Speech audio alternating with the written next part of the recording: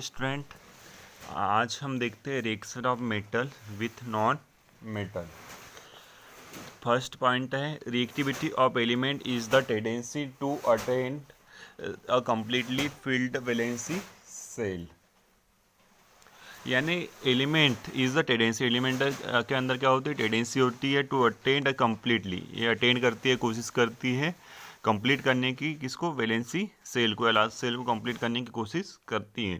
फिर उसके बाद सेकेंड पॉइंट है metal loss electron from their valency shell to from ketone.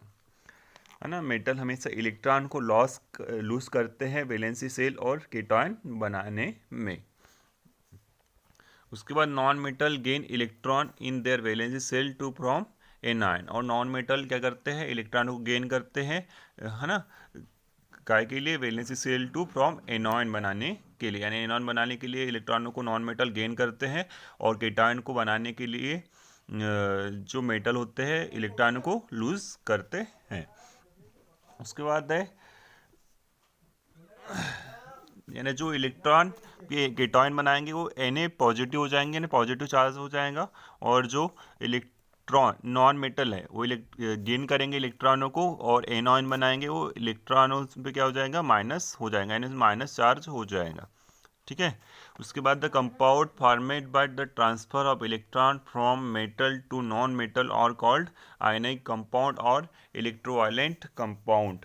जो भी कंपाउंड बनेगा वो मेटल या नॉन मेटल को इलेक्ट्रॉन ट्रांसफर कर दे तो उससे क्या करेंगे, उसे क्या कहेंगे हम, आयनिक कंपाउंड। है ना, जो भी कंपाउंड बना वो इलेक्ट्रॉनों को मेटल या नॉन मेटल को, मेटल से नॉन मेटल को ट्रांसफ़र कर दे तो उसे क्या बोलेंगे हम, आयनिक कंपाउंड या इलेक्ट्रोवेलेंट कंपाउंड कहेंगे। इसके बाद कुछ एग्जांपल देखते हैं। फार्मेशन ऑफ NaCl, यानी NaCl का फार्मेशन, जैसे सोडियम है ना, सोडियम इसके Na, अपने को उसको पता है फर्स्ट सेल में कितने होते हैं 2, और सेकेंड में कितने होते हैं 8। ये फर्स्ट सेल में इसके इलेक्ट्रॉन होंगे 2, सेकेंड सेल में होंगे इसके 8, और थर्ड सेल में होते हैं इसके 1, यानी इसका एटॉमिक नंबर कितना होता है 11। तो ये क्या करता है,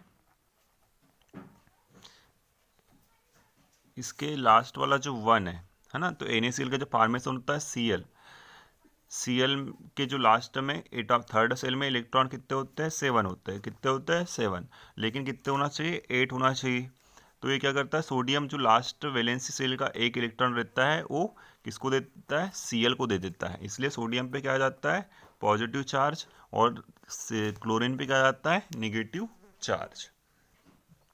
है ना, जैसे Cl Cl पे अभी मान के चलो लास्ट वैलेंसी सेल है इसका, है ना, तो इलेक्ट्रॉन कितने हैं इसमें 7, कितने हैं अभी 7, और सोडियम के लास्ट में कितने हैं अभी 1, तो सोडियम क्या करेगा, इसको 1 इसको दे देगा और इसके 8 कंप्लीट कर देगा, इसलिए सोडियम पे क्या रहता है पॉजिटिव, और Cl पे क्या रहता है, क्लोरीन पे निगेटिव चार्ज रहता है। इसके बाद हम देखते हैं properties of ionic compound, properties of ionic compound. First है फिजिकल नेचर, फिजिकल नेचर कैसा होता है इनका, they are solid and hard, ये कैसे होंगे, सॉलिड होंगे और हार्ड होंगे। उसके बाद सेकेंड है मेल्टिंग एंड बॉइलिंग पॉइंट, है ना, melting point and boiling point, they have melting and boiling point. इनका जो मेल्टिंग पॉइंट होता है वो हाई होता है, और बॉइलिंग पॉइंट भी हाई होता है ना। उसके बाद solubility, soluble in water but not in kerosene और पेट्रोल, ये सॉलेबल होता है वाटर में, और केरोसिन और पेट्रोल में सॉलेबल नहीं होते है। उसके बाद conductor of electricity, they conduct electricity is molten state, है ना, एक they conduct electricity in molten state, मतलब जब कोई चीज़ पिघली हुई हो तब ये गुड कंडक्टर होंगे, है ना। मोल्टेन मतलब पिघलना होता है, कोई चीज़ अगर पिघली हुई हो तो उसमें इलेक्ट्रिसिटी आसानी से फ्लो कर पाएंगे, लेकिन ये solution from but not is liquid solid state, और सॉलिड स्टेट में अगर इसका सॉल्यूशन रहे तो उसमें से इलेक्ट्रिसिटी पास नहीं होगी। इसके बाद आता है सबसे इम्पोर्टेंट जो हर साल एग्जाम में आता है, ऑक्यूरेंस ऑफ मेटल्स, मेटल कैसे बनते हैं, पहला है मिनरल्स, है ना, मिनरल्स, ओरेस और गेंग, ये बहुत एग्जाम के लिए बहुत ज़्यादा इंपॉर्टेंट है, तीनों क्वेश्चन हर साल आते हैं।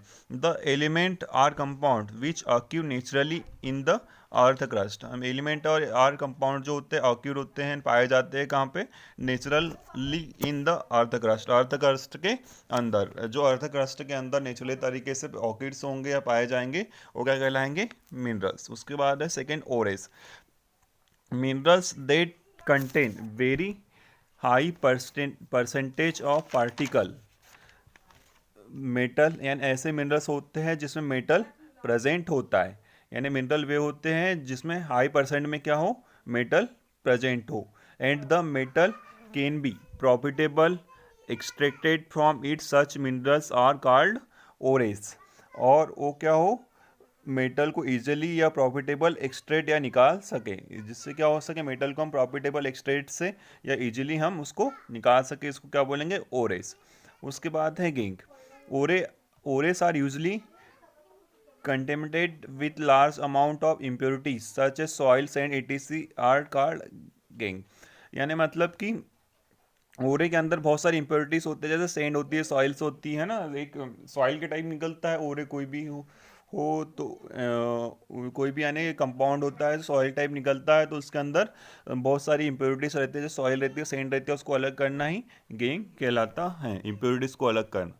उसके बाद आता है